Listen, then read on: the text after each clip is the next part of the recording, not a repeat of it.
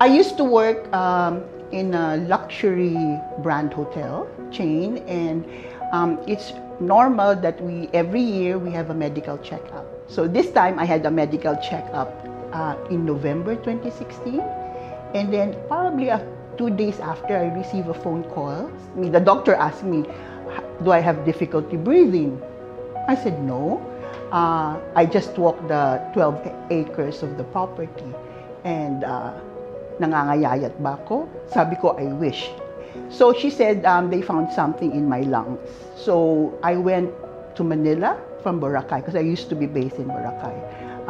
I flew to Manila and had a biopsy. So Dr. Jackson Lee asked, do I wanted to hear the good news or the bad news? So I said, of course, the good news first.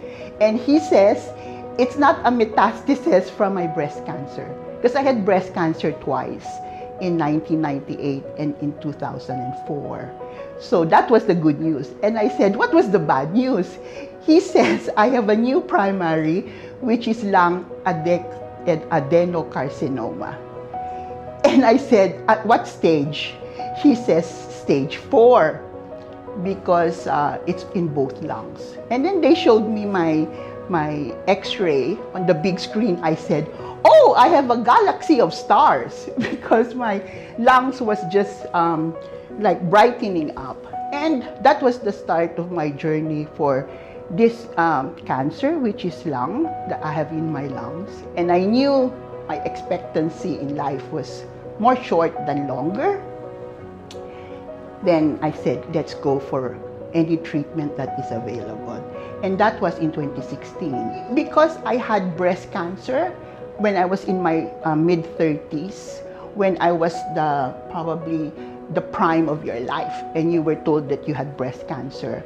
My reaction to my lung cancer was more calm, because I was older. I was 55 then, and I've gone through chemo, losing my hair for breast. And I knew that it was not that bad, and I survived it. So there was no reason for me to think that I may not survive this one. Maybe when I was younger, I said, I still need to live, because I have 7 siblings. My parents have passed away earlier. The lung cancer came, my siblings were already professionals. So, you know, the worries of what if, and I'm not married, so the worries of what if was not there. So it was more of how I would live my life after the diagnosis was probably more important in my mind. All our medical checkup is done at Makati Med. So even if I was based abroad as an expat, I would always come home to Manila for my medical checkup. And I was looking for a new oncologist. So I think it was fate or serendipity, because during that day, most of the oncologists were out of the country for a conference. And the only one left behind was Dr. Edusma D, because she was 7 months pregnant. So it was not a choice of mine, but it was because fate put us together during that day. And that was 2007. So she has been monitoring my medical conditions. I have several doctors for this journey of mine. I have an oncologist, Dr. Edusma D. I have a cardiologist, because one of my side effects is my blood pressure goes up, which is Dr. Teresa Torres. And then I have a pulmonologist, Antonio Co. So these are the individuals that I normally see on a more regular basis. And one thing that struck me was that I was not a number.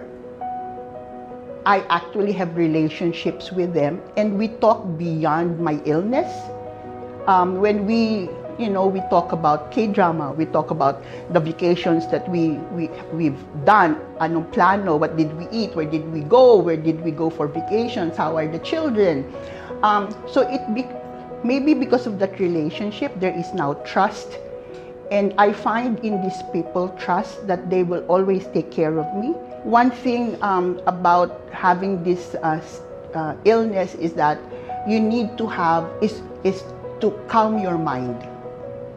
Because your mind is your biggest worry. Because you tend to worry a lot, you over worry, you Dr. Google, you know, you tend to study so much, but nothing has happened yet. So you worry for something that will never happen, and you know, so live for today. And Makati Med teaches me that, because I am at Makati Med every 20th day for my blood test and every 21st day for my chemo. So I see the life that the nurses go through at the cancer center. You know, I see when you go inside, you know, the people either giving birth or people dying. So you have more of an appreciation. And I've also noticed that over the years, Makati Med has changed a lot. It has improved when it comes to their people skills.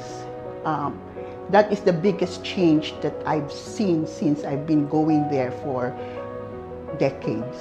The reception has not changed. They're the same people as that I've met since day one. The security has changed twice. So when you enter, you don't have to tell them your name. You know, you're greeted by your name. And some nurses, especially in the cancer center in itself, has changed because they've moved abroad and have greener pastures. But the new ones, I notice, are trained well. And because probably they're younger, so you sense they're wanting to help you. I'd like to thank them for, you know, taking good care of me and always thinking of what is good for me.